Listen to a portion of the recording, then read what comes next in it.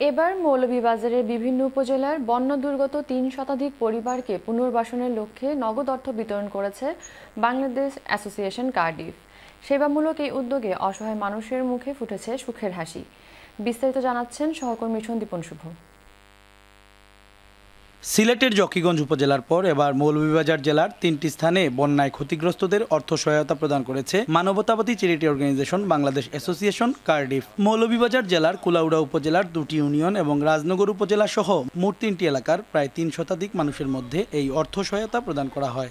টিলাগাঁও ইউনিয়নের বন্যায় ক্ষতিগ্রস্ত হতদরিদ্র মানুষের মধ্যে নগদ অর্থ বিতরণ অনুষ্ঠানে প্রধান অতিথির বক্তব্যে সাবেক এমপি নবাব আলী আব্বাস খান বলেছেন, যখনই এদেশের মানুষ বা এই অঞ্চলের মানুষ বিপদগ্রস্ত হয়, ক্ষতিগ্রস্ত হয়, তখনই তারা আমাদের পাশে, এই বিপদগ্রস্ত মানুষের পাশে দাঁড়ান। এই মানুষের দরদে তারা এগিয়ে এসেছেন, আমরা তাদের জন্য দোয়া করব।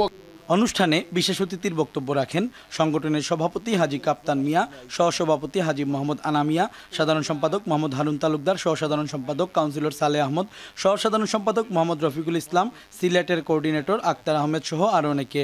বক্তব্য প্রদানকালে অ্যাসোসিয়েশনের নেতৃবৃন্দ বলেছেন, আগামীতেও দেশের দুর্যোগে দুর্বিপাকে তারা মানুষের পাশে দাঁড়াতে চান।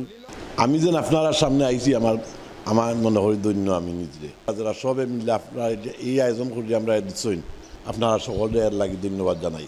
এই মানুষের সেবায়, সামাজিক কাজে সবসময় অগ্রণী ভূমিকা রেখে যাচ্ছে এবং আগামীতেও যাতে এইভাবে রেখে যায়, এটা আপনারা দোয়া করবেন। বিভিন্ন মসজিদ, শিক্ষা প্রতিষ্ঠান, ব্যবসা প্রতিষ্ঠান তারা যে সহযোগিতার হাত বাড়িয়েছেন, আমরা তাদের কাছ থেকে সংগ্রহ করেছি, তাদের জন্য আপনারা দোয়া করবেন।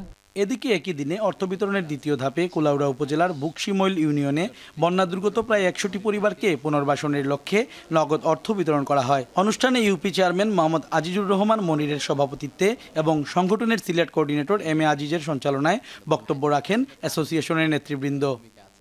৭১ সালে যে যুদ্ধ হয়েছিল, ওই সময় থেকে আমরা অর্গানাইজেশনটা চলের। আলহামদুলিল্লাহ, আপনার দোয়া করবা এই অর্গানাইজেশন আরও চলে, আরও মানুষের সেবা করতে পারেন। যে আল্লাহ আমরা যতদিন আমরা বেঁচে আছি ততদিন আমরা এই ধরনের কাজ আমরা করতে পারি। অর্থ বিতরণের তৃতীয় ধাপে রাজনগর উপজেলায়ও বন্যায় ক্ষতিগ্রস্ত মানুষের মধ্যে নগদ অর্থ বিতরণ করা হয়। সাংবাদিক মোহাম্মদ আব্দুল আজিজের সভাপতিত্বে এবং সংগঠনের সিলেট কোঅর্ডিনেটর এম এ আজিজের সঞ্চালনায় রাজনগর উপজেলা পরিষদ মিলনায়তনে বন্যার্ত মানুষের মধ্যে এই অর্থ উপহার হিসেবে প্রদান করা হয়। বন্যায় ক্ষতিগ্রস্তদের জন্য মহতী এই উদ্যোগ গ্রহণ করায় এ সময় বাংলাদেশ অ্যাসোসিয়েশন কার্ডিফের নেতৃবৃন্দকে ধন্যবাদ জানান বক্তারা। ওনারা এই আর্থপীড়িত মানুষের সেবায় নিয়োজিত আছেন। আমি আল্লাহর কাছে দোয়া করব, আল্লাহ যেন ওনাদেরকে আরও স্বাবলম্বী হয়ে মানুষের পাশে দাঁড়ানোর জন্য যেন তৌফিক দান করে। এ সময় অর্থ সহযোগিতা পেয়ে মন প্রাণ ভরে দোয়া করেন উপকারভোগী পরিবারের সদস্যরা।